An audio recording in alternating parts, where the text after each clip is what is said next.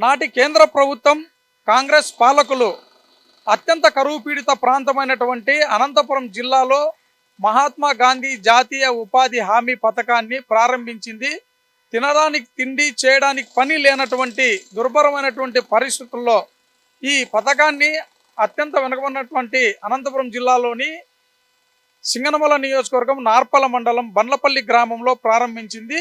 100 రోజులు పని కల్పించడం వల్ల కనీసం కూలీలకు వలసలు నివారించేందుకు కూడా ఉపయోగకరంగా ఉంటుంది అనేటువంటి ఎంతో మహాసంకల్పంతో ప్రారంభించింది. ప్రస్తుతం ఆ పథకం ప్రారంభమైనటువంటి బండ్లపల్లిలో ఉన్నాము. ఇక్కడ గ్రామ ప్రజలు ఉన్నారు. ఆ పథకం ఏ విధంగా ఉపయోగపడింది, ఏ విధంగా ఆ రోజు కనీసం కూలీ కల్పించింది అనేటువంటిది మాట్లాడేందుకు బండ్లపల్లి గ్రామస్తులు ఉన్నారు.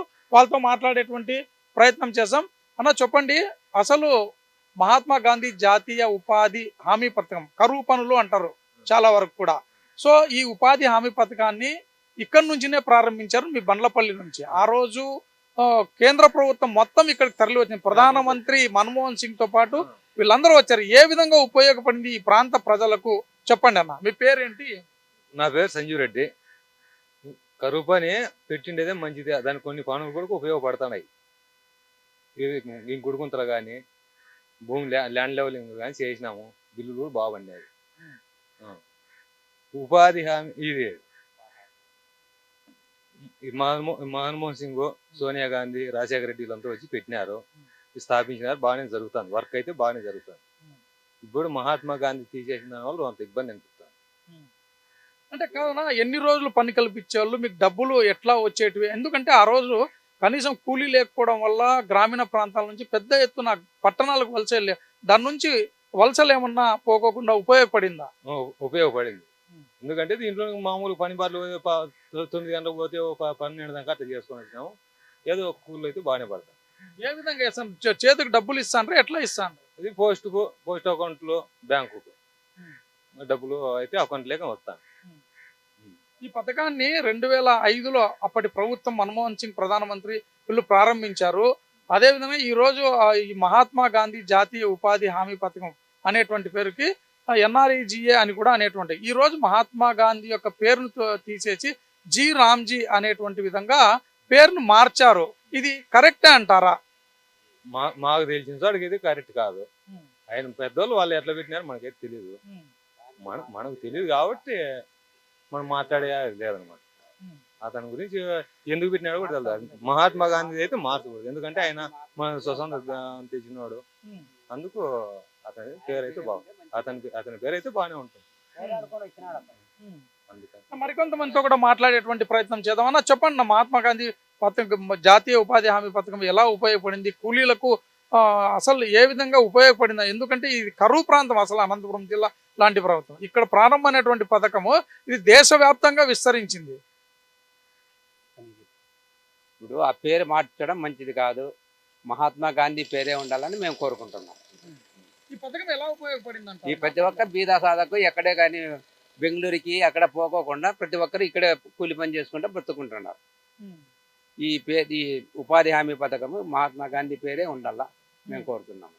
అంటే ప్రజలు ఎన్ని గంటలకు పోయేవాళ్ళు, ఏ విధంగా వచ్చేవాళ్ళు అని దీనిపైన? ఈ ప్రొద్దున్నే 7:30, 8కి పోతుంటారు, మళ్ళీ 12 కల్లా వస్తుంటారు. ప్రతి ఒక్కరు పోవడము, పని చేసుకోవడం, రావడం. అంటే కనీసం 100 రోజులు పని కల్పించాలనేటువంటి ఒక లక్ష్యంతో ఈ పథకం ప్రారంభించింది. ఆ మేరకు పనులు జరిగాయంటారు? జరిగాయి. ఆ పనులు లేకోకుండా చాలా ఇబ్బంది పడుతున్నారు. ఆ పని మంచి పని. ఏ విధంగా ఇబ్బంది పడేవాళ్ళు అంటారు? ఈ పని లేకుంటే ఎక్కడ బెంగళూరుకి అక్కడ ఇక్కడ పోయి చేసుకునే వాళ్ళు. ఈ పని వచ్చింది కానీ ప్రతి ఒక్కరు ఈ ఊర్లోనే ఉండి చేసుకుంటారు. అంటే కనీసం బయట ఎవరు డబ్బులు కూడా కనీసం ఇవ్వడానికి అప్పు కూడా ఇచ్చేటువంటి పరిస్థితి లేదు. అలాంటి అప్పుడు లేదు.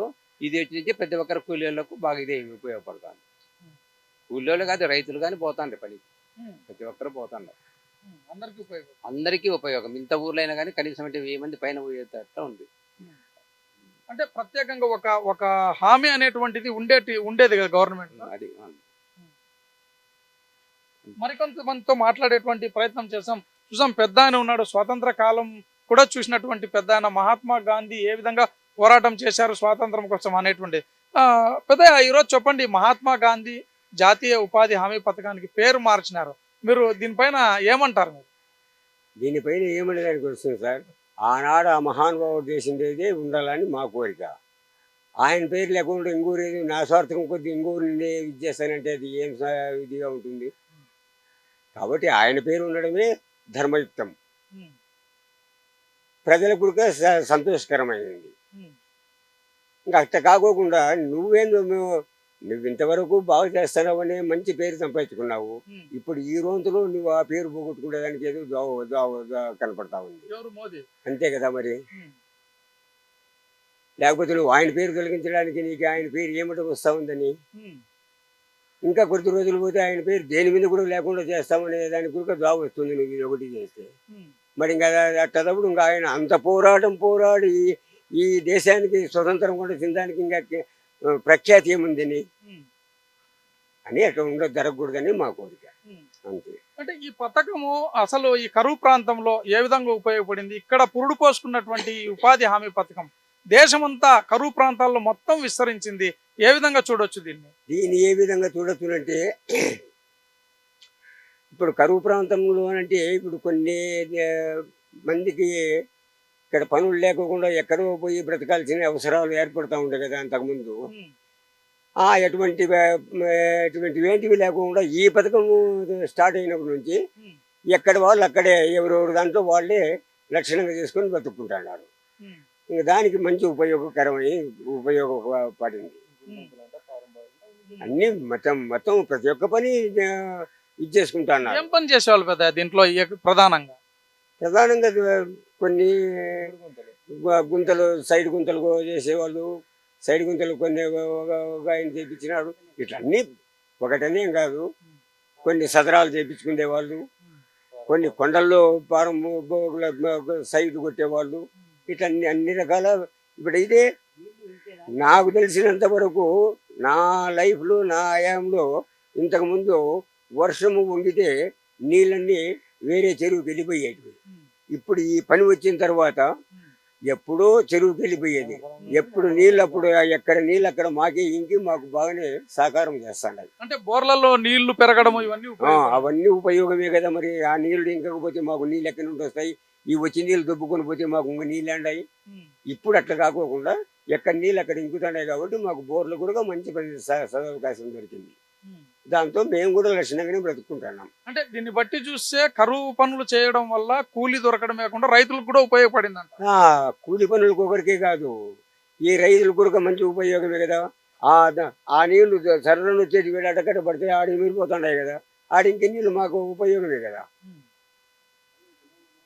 అట్లా దానికోసం దాంట్లో నుండి దీంట్లో నుండి దాంట్లోకి అట్లా బోర్ల కూడా మంచి ఉపయోగమే జరుగుతూ ఉంది. జలధార కూడా పెరిగింది. జలధార కూడా కొంచెం పెరిగినట్టే. కొంచెమేం లేదు, ఇంకా మా లైఫ్ చూస్తే మాకు ఇంకా ఇదే దీన్ని కూడానే మాకు సహకారం అందిస్తుందని మాకు లెక్క. యా కొండల్లో నీళ్ళు ఆ కొండల్లోనే ఇంకుతాండాయి, యా భూముల్లో నీళ్ళు ఆ భూముల్లోనే ఇంకుతాండాయి. ఇంకా ఈ పైన ఇంకేదలికి తగ్గన మాకు బోర్లకు మంచి సదవకాశం వచ్చి నీళ్ళు కూడా పెరుగుతున్నాయి. మాకు బ్రతుకోవడానికి ఆధారం కూడా బాగానే దొరికింది. అంటే వలసలు నివారించేదానికి ఇది ఏమైనా ఉపయోగపడింది? వలసలు నివారించేదానికి పెద్ద ఉపయోగపడింది. కొంచెం కాదు, బాగా పెద్దగా ఉపయోగపడింది. ఎవరు ఎక్కడ పోవలసిన కొంత జనం ఇంతకుముందు అంతా చిన్న వాళ్ళంతా ఈ టైలు వచ్చేదానికి అంత హిందూపురం, బెంగళూరు, ధర్మవరం ఎక్కడంటే ఎక్కడ పోయి బ్రతుకుండేవాళ్ళు. ఇప్పుడు ఇంకా అక్కడ పోవలసిన అవసరాలు లేవు. ఈ 100 రోజులు ఇక్కడే పని జరుగుతూ ఉంది కాబట్టి దీంట్లోనే కొంచెం పోస్టులో చేసుకున్నారు, కొంచెం బ్యాంకుల్లో చేసుకున్నారు. ఇట్లా ఎవరెవరు అకౌంట్లు లేక వాళ్ళ లెక్కలు వస్తున్నాయి, వాళ్ళ లెక్కలు వాళ్ళు తీసుకొచ్చుకుంటున్నారు. వాళ్ళ లెక్కలు మళ్ళీ నువ్వు వీళ్ళ నాకు అనేది లేదు, నేను వీళ్ళ నీకు అనేది లేదు. ఎవరెవరు అకౌంట్లు లేక వాళ్ళ లెక్కలు వస్తున్నాయి. ఇవన్నీ అయితే బాగా మంచి పని చేసినట్టే. అంటే ఈ డిసెంబర్లోనే ఇప్పుడు నడుస్తున్న పార్లమెంట్లో దీన్ని మహాత్మా గాంధీ జాతీయ ఉపాధి హామీ పథకాన్ని పేరును మార్చి జీ రామ్జీ అని పెట్టాము. దీంట్లో ఇంకా మేము 125 రోజులు పనులు కల్పిస్తామంటున్నారు. మరి దీన్ని ఏమంటారు? వాళ్ళు 125 రోజులు కల్పించినా 200 రోజులు కల్పించినా పేరు మార్చడం అంటే మాకు కొంచెం బాధాకరమే. ఎందుకంటే ఆయన మహానుభావుడు సత్యాగ్రహణం చేసి ఏమేమో అవస్థలు పడి దీనికి స్వతంత్రం తెచ్చేటువంటి వాడు. అటువంటి వాడిని పేరు లేకుండా చేయడం అంటే మాకేం బాధాకరమే. ఉమ్. ఎందుకంటే ఈ కాంగ్రెస్ వాళ్ళు కూడా అప్పట్లో ఈ పథకాన్ని పెట్టారు కదా, మహాత్మా గాంధీ జాతీయ ఉపాధి హామీ. అసలు గాంధీజీ పేరును తుడిచిపెట్టడానికి వీళ్ళు ఈ విధంగా చేశారంటున్నారు. మరి ఇంకా మనకు కూడా కనిపిస్తుంది కదా సార్, ఆయన పేరు ఇప్పుడు తీసేసినారంటే రేపొద్దున వచ్చేవాడు ఇంకొకడు దేని మీద గంగా ఆయన పేరు ఏంటి లేదు, దేని మీద కూడా తీసేయమంటారు. మన చలావణ దాని మీద కూడా వాళ్ళ ఆయన పేరు ఉండేరు, నోట్ల పైన కూడా ఉన్నాయి. ఉన్నీరు ఇంకా ఒకటి గావు దొరికిందంటే ఇంకా రెండోది కూడా ఉన్నీరు. మరి ఎంత బాధకరమైన పని. ఆయన అంత కష్టపడిన దానికి ఇంకా సార్థకమేముంది. పోనీ ఆయన అంత కష్టపడి అంత చేసి ఇంత స్వతంత్రాన్ని తెచ్చినోడు ఆయన ఏమన్నా రాజ్యమేళనని ఆశించినాడా? లేదే, ఆయనకి రాజ్యమేళనని లేదు, స్వార్థం లేదు, ఆయనకు స్వార్థమే లేదు. ఆయనకి ఎక్కడ తిరిగి మన స్వతంత్రం రావాలా, మన వాళ్ళు ఎవరైనా సరే మనకే ఉండాలని కష్టపడినాడు, తెచ్చినాడు అని నెహ్రూ గారికి అప్పగించినాడు. మరి ఆయనేం నాకు కావాలని లేదు కదా. అప్పట్లో ఆయన కావాలనేది కూడా సొంతంగా ఉండొచ్చినాడు, ఆయనకి ఉండండి అనుకుందరు కదా.